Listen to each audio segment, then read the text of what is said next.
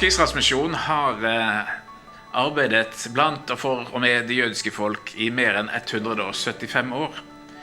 Men det tok nesten 50 år før den første norske misjonæren reiste ut fra Norge for å arbeide blant jøder.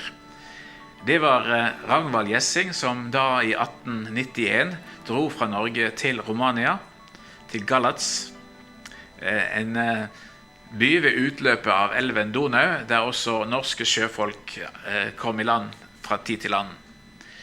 Men han ble ikke særlig lenge i Galats. Det var flere grunner til det, sykdom og død i familien, men også vansker med å fullføre det oppdraget han syntes han hadde fått. Så etter 2 år så vendte han til Budapest. Og der var situasjonen helt annerledes. Det myldret av jøder, og han fikk god kontakt med mange av dem. Og etter hvert også noen Jesus-troende jøder, og det ble etablert en gruppe av Jesus-troende jøder i Budapest. Men etter ca. 7 år så var hans tjeneste der slutt, og han vendte tilbake til Norge. Det ble en pause i Israelsmisjonens historie i Øst-Europa, men Ilen skriver i sin historiebok at Gjessing hadde fått lagt ned et frø i Budapest som ikke skulle bli glemt. Og det stemte nok så bra, fordi etter noen år så kom der en henvendelse fra en jødekristen advokat i Budapest som spør: kan ikke Den Norske Israelsmisjon sende en ny prest til Budapest? Så etter 12-13 år så kom altså Gisle Jonsson til Budapest. Han hadde arbeidet også i Romania, også under første verdenskrig, og var nok så utslitt og var på et rekreasjonsopphold i Paris, men stanset da på veien tilbake igjen i Budapest for å se om dette skulle være stedet. Og slik ble det etablert en lengre tjeneste med Den Norske Israelsmisjons medarbeidere, Gisle Jonsson, senere også andre, i Budapest. Gisle Jonsson kjøpte et hus i en bydel som heter Suglo, der det ble etablert et viktig og stort senter for arbeidet. Også en misjonsskole ble etablert i dette bygget, med et kapell og boliger. Dette huset disponeres i dag av den lutherske kirke i Ungarn. Gisle Jonsson arbeidet i Ungarn fra 1922 til 1946. Han døde i Ungarn. Hans ungarske kone, og er blitt begravet der. Hans ungarske kone er gravlagt i Oslo. Et lite paradoks, men slik ble det. Jeg sitter her også med et klenodium i Israelsmisjonen. Vi har mottatt noen av Gisle Jonssons bibler. Dette her er det nattverdssettet han brukte når han reiste rundt og besøkte jøder, og sikkert også andre, helt tilbake fra 1922. Så det er et nattverdssett som vi er stolt av å ha og ta godt vare på vårt kontor. Gisle Jonsson ble erstattet av Bernhard og Gingi Seland, som reiste ut til Ungarn i 1947, men de fikk bare 3 års opphold der, for i 1950 så bestemte ungarske myndigheter at norske misjonærer og norsk misjon, utenlandsk misjon, ikke lenger skulle få tillatelse til å arbeide i landet. Og dermed ble det på ny en pause i arbeidet. Men som Ilen skrev, frø er sådd, og det var da etablert en stor gruppe av Jesus-troende jøder i Ungarn. Vi var så heldige i Norge at en ungarsk prest kom hit til Norge. Han var på studieopphold utenfor Ungarn og ønsket ikke å vende tilbake, eller kunne ikke vende tilbake igjen etter den ungarske revolusjonen i 1956. Kom til Norge. Han ble senere generalsekretær i Den Norske Israelsmisjonen, Laszlo Terrej. Men han startet opp med noe helt nytt, nemlig radiosendinger via Transworld Radio, kortbølgesendinger til Ungarn på ungarsk. Dette arbeidet ble startet opp i samarbeid med Norea Radio, eller Norea Mediemisjon som det heter i dag. Og vi vet at gjennom disse radiosendingene fikk vi en enorm ny menighet og lytterskare i Ungarn. Jeg var slett på slutten av 70-tallet på en reise i Ungarn og fikk møte noen av disse radiolytterne som sa at dette er det eneste tilbudet vi har med evangelisk forkynnelse. Og gjennom dette fikk de også høre om arbeidet blant jøder, ikke bare i Øst-Europa, men det arbeidet som nå også var startet opp i Israel. Slik ble det vunnet også misjonsvenner i Ungarn. Dette arbeidet ble etter hvert også overtalt av nasjonale, og etter at kommunismens sammenbrudd i Øst-Europa begynte vi igjen å ta opp arbeid. Allerede i 1989 forsøkte vi oss med et samarbeid med den lutherske kirke, med misjonskonferanser og ikke minst med kurs for prester. Det første kurset ble holdt utenfor Ungarn, men etter hvert fikk vi også et samarbeid der jeg tror mer enn godt over halvparten av alle lutherske prester i Ungarn hadde kurs i troens jødiske røtter og misjon blant jøder. Jeg fikk selv være med på en misjonskonferanse i Budapest i 1993, og jeg har bare lyst til å nevne møtet med en av disse kvinnene som jeg møtte der. Hun kom til meg, og så sa hun etter et foredrag jeg hadde holdt: «Finnes det virkelig jøder som tror på Jesus? Det har jeg aldri hørt om eller tenkt på. Nå må jeg treffe mine jødiske venner og fortelle dem det, at det går an å være jøde og samtidig tro på Jesus.» Jeg sitter her med vår medarbeider i Ungarn, Geza Endreffy. Geza, du kan litt norsk, men vi fortsetter litt på engelsk, som kanskje er litt lettere. I hvert fall velger jeg å ikke fortsette på ungarsk. Men Geza, Hei. finnes der jøder som tror på Jesus i Ungarn? Ja, det finnes. Yes, of course. This is very hard to talk about an own congregation or a church who are collecting the people who has Jewish roots and believing in Jesus Christ, but so many who are belonging to a Catholic or Reformed church or a Lutheran church like ours. Have an own relationship to an own parish, but spiritually they are belonging to a bigger group which is Jewish, which has Jewish roots, and they used to come together, something like that. But this is not working as an own congregation. I can say that. Yeah.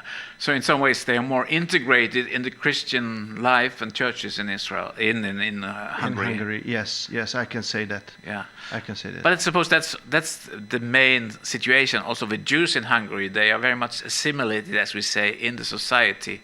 Yes, yes. How they feel Hungarian is exactly the same level as they feel Jewish. I mean, their Jewishness is as strong as they are Hungarians. We know that there are a lot of people in Israel with Hungarian background as well, but in the 90s, when the communist system broke down, there were a huge emigration of Jews from Russia, from Eastern Europe, to Israel. This hasn't been the case in Hungary. In Hungary, no. I see the Hungarian culture and I see the Hungarian history as a very integrating community. I mean, so many, the Hungarian kingdom was a big country, and so many nations can have their own having their own identity kept inside the Hungarian kingdom. So it was not a big problem before the First World War, and I think the Jewish community can do their business freely, and they were well accepted in the Hungarian society, I think. But does that mean that there is no so much anti-Semitism in Hungary? Of course, we have even these days, but I cannot say that this is growing. The Hungarian government these years are very open and supporting the Jewish Hungarian people and the community very much, even on the religious level and the cultural level too. So I think this is the case. But on the streets, and on political level, we can find anti-Semitism, unfortunately. Geza, you are a pastor, you're a Lutheran pastor in a congregation in a suburb of Budapest. How is the relationship with your church and with Lutherans to the Jewish community? I think this is very open. This is very, very good and very nice. I think we can work together with the Jewish community, even on cultural level. We used to invite Jewish people in our communities and congregations. For example, it's a good thing that in the Lutheran Church we want to find the Jewish roots, our faith. It's a kind of renewal going on in our church, and I hope I can be a part of it to support this new wave, to find Jewish roots in our feasts. For example, of course, in Passover first of all, of course, and in Pentecost too. But it means that the Lutheran people can invite their Jewish friends to these special occasions and show our faith roots based on the Jewish religion. So that's very nice, I think. Geza, tell us a little bit about yourself. How did you come in contact with NCMI, as we say in English, Den Norske Israelsmisjonen? Well, yes, it was in the beginning of the 90s when I was on the theology on the Studied. third. Yeah, I studied the theology, and on the third grade I was on the third grade as far as I remember, and we started the school year with 3 weeks off. Started with off. That's very Hungarian. It's nice. that's very nice. Yes. And I just heard that there's a priest meeting organized by you, the NCMI. I mean the Norske Israelsmisjonen, and for the priests. And I was very much interested because you announced this as a find the Jewish roots in the Christianity, and the New Testament is a Jewish script, and such titles you used at that time, and I was very much interested in. I asked my deacon, can I go for that, because it's announced for priests, and he said that okay, you can do that because we haven't started the school year that time, so it was in the beginning of September in 1992, as far as I remember. And I was engaged that time because of the verses, Romans chapter 1 and 16 and 17 for the Jews first. For the Jew first, yes. For the Jews first, and I find this truth is very truth, because very true, because if we are not dealing with something with the Jewish people, we cannot do any other mission. This is how we relate the Jewish community, the Jewish people, the Jewish friends. Anyway, this is the base of our any activity in the church. So if we don't have this grun, reason, or the foundation. Thank you. This foundation, yes. If we don't have this, it's easier with Norwegian, you know. Sorry for interrupting. That's right. So if we don't have this this foundation, we cannot grow, and we cannot do any true or open-hearted mission to anybody, to the gypsies, to those who are something in need or something like that. It is sometimes said that if if Jesus is not the Messiah for all, he Yes. is not Messiah at all. At all. And if he's not the Messiah for the Jewish people, he is not the Messiah for any other. For any other. That's right. But I mean, it was not only the Jewish aspect or the Jewish roots that attracted you. You had some Norwegian words here. You also came to Norway. Yes, I studied in Norway. I joined to a friend in Stockholm, and we were planning a Norwegian car tour in 1992, I think. But our car crashed in Oslo, and find a friend who lived in Oslo that time, and we stayed overnight at his place, and he began to talk about the Norwegian folkehøyskoles, and I decided to try one in a year, and I studied Norwegian in Tromsø.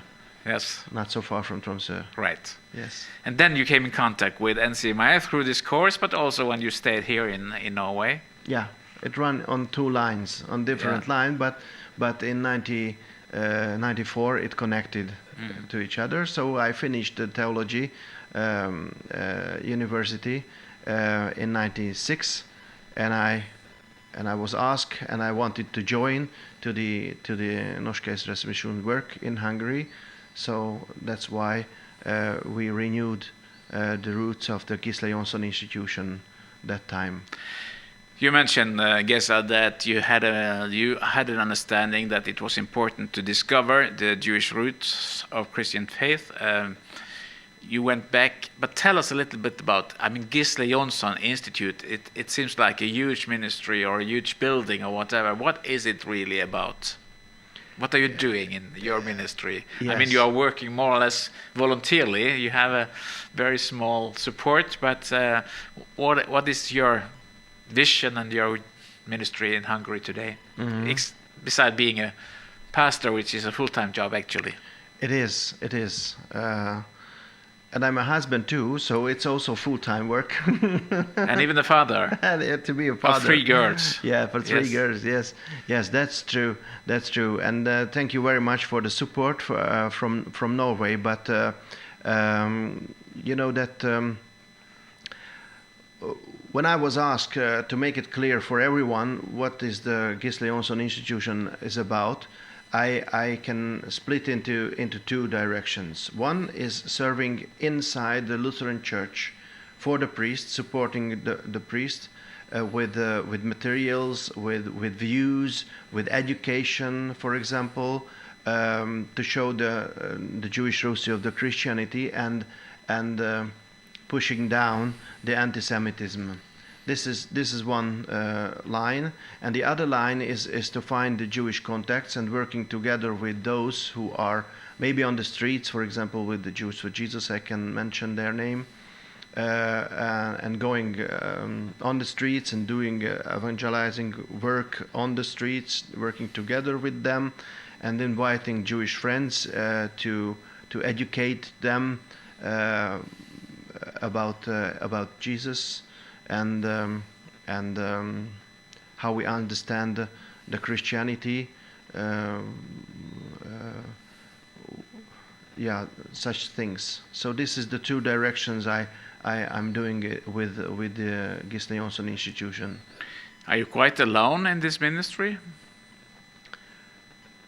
Doing my duties and doing the work, yes, I'm alone. But I have many friends. Maybe they are not involved or included the Gisle Jonsson Institution work, but I'm working together with this on that field. For example, I can mention the Israel Forum. We established 10 different kind of organizations, churches or individuals who are coming together. We will coming together next Saturday, for example. In February now, and we used to talk about things, used to make statements, for example, This is the 75th jubileum, not jubileum, but remembering the Holocaust. Yes. And so many things happened exactly, not just happened with dates and places. We can go there and remembering what has happened there, involving the mayor and asking about the history and telling the history and remembering and organizing such an events. And this is very good. But the political situation is very much confused in Hungary. It's very hard to talk about it because even if the highest level is supporting the Jewish communities, the people they don't see it straight. It's very hard to talk about it because 75 years left. Gone. And still not working with these issues. The Hungarians, the past, society couldn't solve the problems and see it very clearly. So it's sometimes it's totally confused. Yes, you know from history that Hungarians very lately came into the war. I mean, Hitler and the Nazis didn't occupy Hungary as they did in Norway in 1940. But sooner or later, also the government in Hungary turned to the Hitler and Nazis and open up. But I think this is also the reason why there still is a huge Jewish population in Hungary, because they didn't manage to collect all the Jews and deport them to the concentration camps and to Auschwitz. But more than 600,000 Jewish people were deported. From Hungary. How many Jews are living in Hungary today? Do you know that? Well, we have a census a couple of years ago, and it was said that maybe nearly the same number what we have in the Lutheran Church. That means 3 or 4% of the population. That means that 300,000. Okay. But the issue with the Jewish population, as we mentioned in Hungary, is that they are so much assimilated that not all of them are themselves recognizing the Jewishness. I remember one of the courses we had for the pastors when we talked about these issues. Approximately 1/3 of the pastors attending the course, there were about 20 participants, came to us and said, actually, I have also Jewish inheritance. Okay. And that means that there are a lot of people who are defining or identifying themselves as Hungarians, as Christians or whatever. But if we go back, we can see that they have Jewish roots or Jewish forefathers. Yes, that's right. But you know who they are because you can see the names and you can then go back and see these are actually Jewish names. Well, it shows something. Yes. Geza, it has been very interesting to sit here and talk with you, and we are appreciating very much the cooperation we have. You are, in one way, a bridge to our past, but also to the Jewish people in Hungary and to the Christian church in Hungary, which we also want to support and cooperate with. Do you have any challenge to us as a mission? How can we be supportive to you? First of all, with prayers, I think, because the prayer support is very important to us. Because, or to me, not to feel alone in Hungary, inside the Lutheran Church. Thank you, Geza. I hope and pray that you will have many intercessors in Norway and that will pray for you, your family, your ministry that we have in common, your beautiful wife. Yes. She's an angel. She's an angel, because her name is Angela. Angela, yes, that's right. It's angel. And your 3 more or less grown-up kids now. Yes. Daughters. Yes. Thank you so much and God bless you. Thank you very much. And God bless NCMI too. Den Norske Israelsmisjonen lanserer et helt nytt konsept sommeren 2020. Det handler om å engasjere unge mennesker i misjon og i bibelstudier. Vi har et opplegg i Israel, men denne gangen satser vi også på noe som vi kaller for First Europe. Et kurs og en misjonserfaring for unge mennesker som innebærer en tjeneste i 6 uker, først i Budapest og så i Berlin. Dette et samarbeid med organisasjonen Jews for Jesus, der vi både skal studere Bibelen sammen, men også delta i praktisk misjonsarbeid. Så vi oppfordrer gjerne unge til å bli med på dette prosjektet vårt, First Europe. Det blir en opplevelse for livet.